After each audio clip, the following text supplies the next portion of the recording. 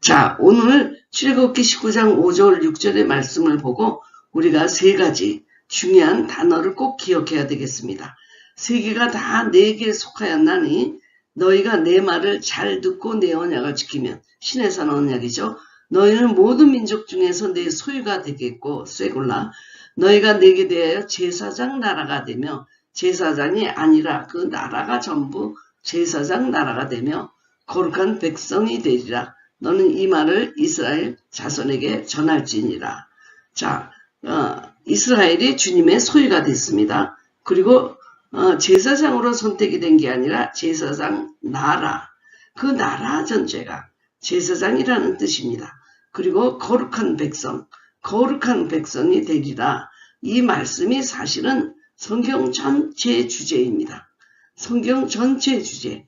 여러분 이 세 마디를 꼭 기억하고 오늘 이 공부를 했으면 좋겠습니다. 자, 열국을 섬기고 열방을 섬기는 제사장 나라. 제사장 나라의 그 신의 산 언약의 초점은 섬기는 데 있습니다. 섬김. 자, 레위 지파를 선택한 것은 이스라엘 12지파를 섬기기 위해서 선택됐죠. 그런데 이스라엘이 또 어디를 섬겨야 되냐? 열국, 열방, 세 개를 섬기도록 부름을 받았다는 것입니다. 그러니까 섬김이 굉장히 중요한 단어입니다. 섬김. 자, 레위 지파, 태어날 때부터 레위 지파인 이 사람들은 이스라엘 전체 12지파를 섬기기 위해서 선택되었고, 그리고 이 이스라엘은 열국, 열방을 섬기도록 선택되었다. 이 열방을 섬기는 개념이 성경 처음부터 끝까지 있다는 거 여러분 꼭 기억하시면 좋겠습니다.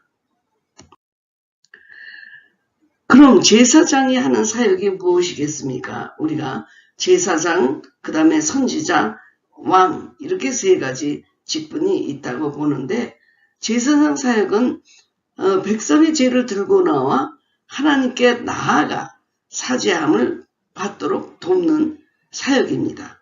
그러니까 이와 같이 이스라엘은 믿지 않는 나라에 대하여 제사장으로서 그들을 주님께 데리고 와서 하나님과의 관계를 회복하도록 돕는 일을 맡은 것입니다.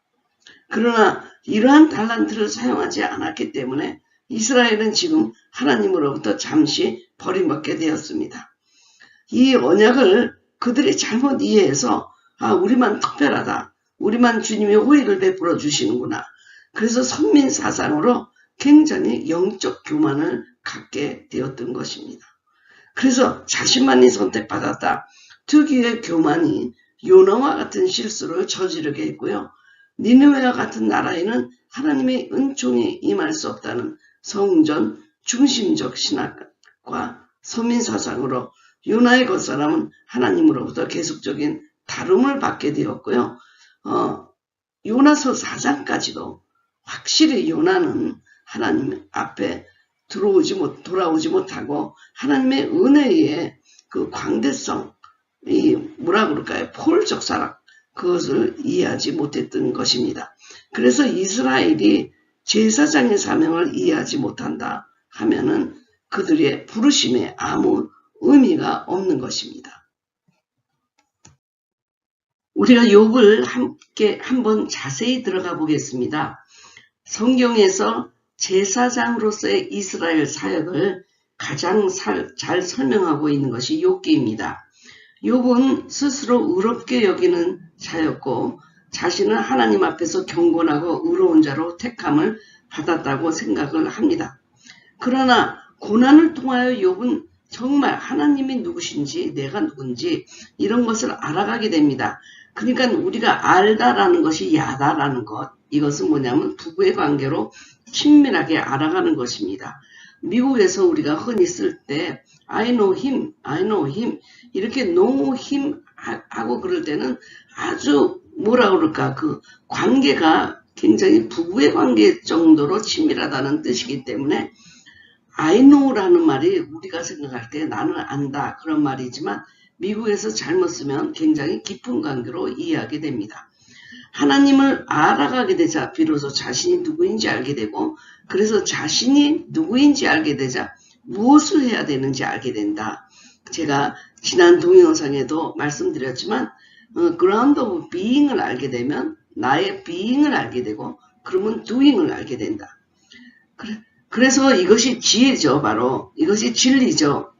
내가 어디로부터 와서 무엇 때문에 하나님으로 부르심을 받고 누구를 위해 살아가야 하는가, 이 모든 것을 아는 지혜처럼 중요한 것이 없는데 바로 시내산에서 하나님은 제사장으로서의 이스라엘의 그 정체성을 새로 정립해주고 있는 것입니다.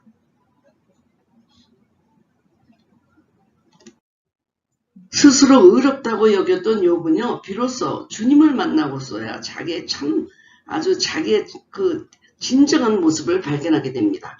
저도 주님을 처음 만났을 때 빛으로 주님이 저에게 오셨는데 내 몸에 너무 죄가 가득 찼는데 마치 구더기가 꽉 차 있어가지고 더 이상 움직일 수 없을 정도로 참담한 죄가 제 안에 있는 것을 제가 비로소 발견했습니다.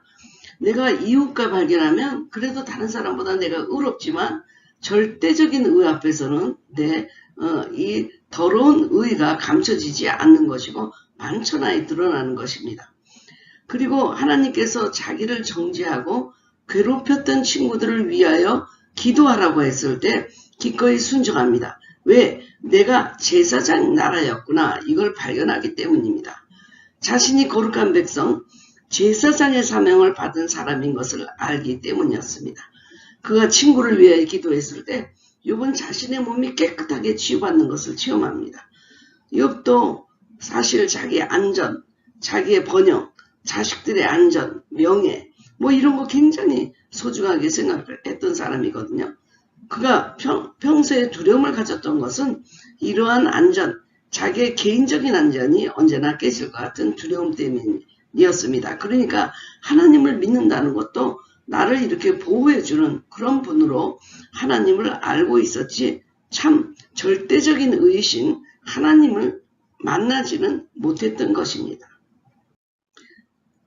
욥은 창조주 하나님을 만났을 때야 비로소 내가 누구구나, 자신이 무엇을 해야 하는가를 그가 깨닫고 더 이상 친구와 변론하지 않습니다. 왜냐하면 친구는 변론의 대상이 아니고 친구들을 위해서 기도하며 섬기는 대상이라는 걸 깨달았기 때문입니다. 이것이 바로 기도하는 제사장의 사명입니다. 이스라엘이 제사장 나라를 하나님이 그 소명으로 불러주신 것, 그것을 욥이 깨닫는 것. 그래서 욥이라고 하는 것은 내가 하나님을 누군가를 알고 찬양의 대상, 그분이 누구이든지 간에 내한테 무엇을 해 주었든지 간에 나에게 어떤 축복을 주었든지 안 주었든지 간에 그분은 찬양을 받으시기에 마땅한 분이시고 가치 있는 분이시고, 그리고 이웃은 누군가 변론의 대상이고 토론의 대상이 아니고 섬김의 대상이고, 내가 누구인가를 아는 것, 그것은 그 이웃을 위해서 내가 제사장 사명을 감당해야 한다는 것이 욥이 깨달았고, 그것이 바로 욥이 갖고 있는 지혜 문학의 핵심입니다. 내가 제사장이라는 것, 아는 것, 그것이 우리들도 깨달아야 될 정체성인 것입니다. 열방을 섬기는 자라는 것을 알고 살아가는 것, 이것이 시내산에서 맺은 혼인계약의 핵심인데, 이 핵심을 이스라엘은 바로 이해하지 못하고 자기만 선택받았다, 이런 교만에 빠졌던 것입니다. 우리가 마태복음 6장에 보면 가장 중요한 말씀이 나오잖아요. 그의 나라와 그의 의를 구하라, 이런 말씀이 있습니다. 그리고 천국이 너희 안에 이미 있다고 말씀하셨는데, 그의 나라가 어떤 나라일까? 그의 나라, 바로 제사장 나라라는 것입니다. 그러니까 너희는 먼저 그의 나라와 그의 의를 구하라고 했을 때 마땅히 구해야 될 나라가 제사장 나라였던 것입니다. 히브리 뿌리로 성경을 보지 않으면 제자들이 생각했던 것처럼 하나님의 나라를 정치적으로 이해하기 쉽습니다. 다스림의 의미로서의 하나님 나라도 중요합니다. 그래서 주님의 나라는 지역적인 개념이 아니고 다스림의 개념이죠. 그러나 하나님 나라에서 제사장 나라로서의 의미를 상실하면 우리를 위해서 죽으러 오신 예수님을 이해할 수 없습니다. 그리고 섬겨야 하는 목회의 의미가 상실되면 교회가 교회 사명을 바로 할 수가 없을 뿐만 아니라 마땅히 사회로부터 비난을 받게 되는 것이죠. 그래서 그의 나라에는 왕 같은 제사장이 포함되어 있기 때문에 왕의 나라, 제사장의 나라 이 두 가지가 다 있음을 우리가 분명히 알아야 되겠습니다. 자, 거룩을 운반하는 나라다. 제사장 나라다. 거룩하다는 히브리어는 카도시인데요. 고대 근동에서 거룩하다는 의미는 제사장에 관련되어 깊은 의미를 가지고 있습니다. 이 말은 성전에서 주로 사용되는 말이었는데 거룩한 삶, 이것은 제사장의 필수적인 삶이죠. 그들은 머리에 금관을 쓰고 카도시 아도나이라는 말을 쓰고 다녔는데 즉 주님의 거룩이라는 말을 금관에 적고 항상 쓰고 다녔던 것입니다. 제사장은 이렇게 하나님의 거룩을 매일매일 삶으로 나타내는 사람입니다. 카도시 아도나이, 주님의 거룩, 주님의 거룩, 우리 이마에도 주님의 거룩, 주님의 거룩, 이 말씀이 항상 적혀 있어서 우리 온통 하루의 삶이 이렇게 주님의 거룩, 카도시 아도나이를 운반하는 자들이야 되는 것입니다.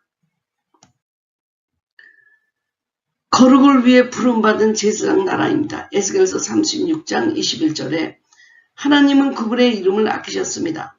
그러나 이스라엘 족속이 들어간 여러 나라에서 더럽힌 내 거룩한 이름을 내가 아껴노라. 하나님은 이스라엘 전체를 거룩한 제사장의 나라로 부르셨습니다. 한 개인이 제사장이 아니라 모든 나라 백성이 제사장인 것입니다. 하나님이 하나님의 거룩을 모두가 하나님의 거룩을 운반하는 자인 것입니다. 다른 외방 나라, 열국 나라에 대해서도 거룩한 자가 되어야 되는 것입니다. 베드로전서는 특별히 그 거룩을 얘기를 많이 했는데요. 오직 너희를 부르신 거룩한 이처럼 너희도 모든 행실에 거룩하라. 기록되었을 때 내가 거룩하니 너희도 거룩할지어다 하셨느니라. 그래서 이 거룩이라는 것은 주님의 거룩이라는 것을 이마에 쓰고 삶까지도 거룩한 삶을 살아서 모든 세계 나라에 그 거룩을 나타내고 그리고 그 거룩한 주님 앞으로 사람들을 인도하는 사명을 받은 것이 바로 제사장 나라라는 것입니다. 하나님은 시내산에서 이스라엘에게 드디어 나라를 주십니다. 사실 이스라엘을 시작하게 된 그 아브라함은 땅 한 평 없고 그리고 자식 하나 없는 그 아브라함으로부터 시작이 되었잖아요. 근데 주님은 그에게 후손을 주겠다. 그리고 땅을 주겠다. 그리고 시내산에서 광야에서 그 이스라엘에게 주님은 드디어 나라를 주시고 법을 주시게 되는 것입니다. 이 나라와 법을 받는 언약이 모세를 통해서 이루어졌던 것입니다. 그래서 이스라엘에게는 시내산 언약이 어느 것보다 소중하고요. 그래서 그 광야로 들어온 그 출애굽한 그때를 정월로 삼는 것입니다. 니산월, 아비월 그것을 삼는 이유가 그때 나라가 형성이 됐기 때문입니다. 근데 참으로 소중한 이유는 그냥 선택만 받은 것이 아니라 거룩한 나라, 제사장 나라라고 하는 아주 거룩한 귀한 그 사명을 받았기 때문입니다. 세상에 대해서 온 세상에 대해서 거룩한 나라이자 제사장의 사명을 받은 이 작은 나라는 얼마나 이것이 놀라운 축복입니까? 그래서 하나님의 나라가 이미 임한 것이었고 너희들 안에 이미 존재하고 있다고 설명하셨던 것입니다. 왜냐하면 그가 거룩한 나라였기 때문에. 근데 이 말씀은 베드로에 의하여 다시 확인됩니다. 베드로의 설교는 항상 거룩에 대해 강조했는데 그러나 너희는 택하신 족속이요 왕같은 제사장들이요 거룩한 나라요 그가 소유가 된 백성이니 라고 말씀했는데 자 구약하고 지금 신약에 온 거하고 뭐가 다릅니까? 여기에 왕같은이 달라졌다는 것입니다. 제사장 나라고 거룩한 나라고 소유 제가 이 세 단어를 기억하라고 그랬잖아요. 근데 신약에 와서는 왕같은이라는 말이 붙게 되었습니다. 왜 그랬을까요? 베드로전서에서 나오는 왕같은 제사장이라는 말을 한번 주목해 보기로 하겠습니다. 구약에서는 우리가 세 마디를 했잖아요. 소유다, 제사장 나라다, 거룩한 나라다. 그랬는데 거기에 붙은 것이 왕같은입니다. 왕같은. 이것은 바로 예수 그리스도의 그 십자가 사건으로 인해서 온전하게 더 붙여진 그런 표현입니다. 자, 왕 같은, 그러면 우리가 보통 정치적이고 다스리는 개념으로 생각하지만 그 왕은 세상의 왕과는 전적으로 다릅니다. 그 다스림이 칼과 무기, 무슨 협박, 핍박 이런 것이 아니라 사랑과 의, 용서, 그리고 섬김, 은혜, 이런 그 왕이십니다. 예수님은 칼과 무기로 세상을 이긴 게 아니고 사랑으로 세상을 이기셨고요. 죽음이라는 희생을 통해서 악을 이기시고 아담의 죄의 문제를 정복하시고 다스렸습니다. 그래서 이런 의미에서 왕 같은 제사장, 그래서 구약에서는 섬김이라는 의미가 강하지만 신약에 와서 예수 그리스도를 통해서 왕 같은이 붙게 됩니다. 그것은 바로 사랑과 의, 용서, 은혜, 이것이 더 부연됐다고 더해졌다고 우리가 볼 수가 있습니다. 그래서 그 제자들도 예수님이 죽으러 오신 제사장이라는 개념을 이해하는데 굉장히 오래 걸렸죠. 왜냐하면 정치적인 분으로 오셨다고 생각했기 때문입니다. 그래서 우리가 신약과 구약의 이 제사장 개념이 더 발전해서 베드로는 사랑과 의를 더 첨가해서 왕 같은 제사장, 세상을 다스리긴 다스리는데 무엇으로 다스리냐? 하나님의 사랑과 의로, 용서와 은혜로, 자유와 생명으로 그렇게 다스리는 제사장, 그러한 섬김의 제사장이라는 말을 더 부연해서 아주 온전한 개념으로 완성시켰습니다. 제자들도 그렇게 몇 년 동안 따라다니면서 주님이 치유하시는 거 보고 축사하시는 거 봤지만 언제나 예수님이 말씀하시는 나라를 정치적인 것으로 이해했습니다. 오순절 다락방 사건 이후에야 성령님의 가르치심으로 그들이 바로 깨달을 수 있었던 것입니다. 자, 그래서 우리가 토라에 대해서 배운다면 하나님의 나라가 더 분명히 깨달아질 것입니다.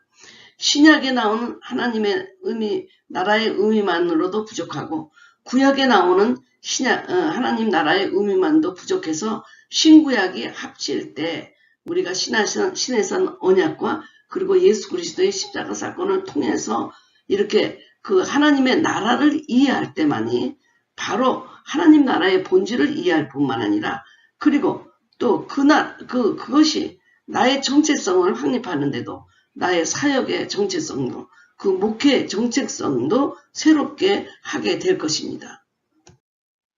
그러면 우리가 마지막으로 레위 지파의 구조를 한번 생각해 보겠습니다. 어떻게 그들은 레위 지파가 되었고 그 이스라엘을 섬겼는가 하는 문제입니다. 성경에 나오는 제사장 계열 중 가장 중요한 것은 레위 지파이고 아론의 후손이 맡은 대제사장 서열입니다.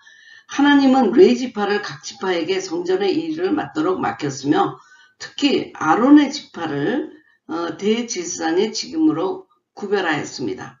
레위 지파의 제사장 직분은 태어나면 그대로 제사장이 되는 것이었고요. 그래서 땅 위에서 태어나자마자 그 특별한 지파로 선택을 받은 것입니다. 그리고 그들은 양과 염소의 피로 죄를 대속하는 일을 하였고 황소와 양의 피가 인간의 죄를 대신하여 죽었습니다. 그렇다면 우리의 대제사장은 누구입니까? 바로 예수님이시죠. 예수님이 우리의 대제사장 되심을 히브리서는 말하고 있습니다. 그가 우리의 그 모든 죄를 주님의 피로 대속한 일을 맡으셨습니다. 그렇다면 누가 제사장이 되겠습니까? 누가 레위 지파가 되겠습니까? 그것은 주님 앞에서 태어난 자들, 바로 우리들이 레위 지파가 되고 제사장이 되는 것입니다. 그렇다면 레위 지파는 영적이고 거룩해서 제사장 지파가 되었나요?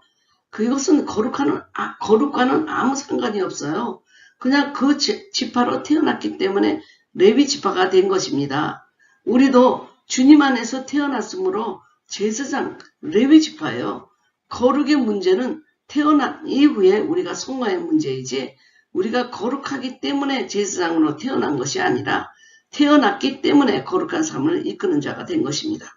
이렇게 아론의 대제사장 구조는 태어났으므로 제사장이 된 것입니다.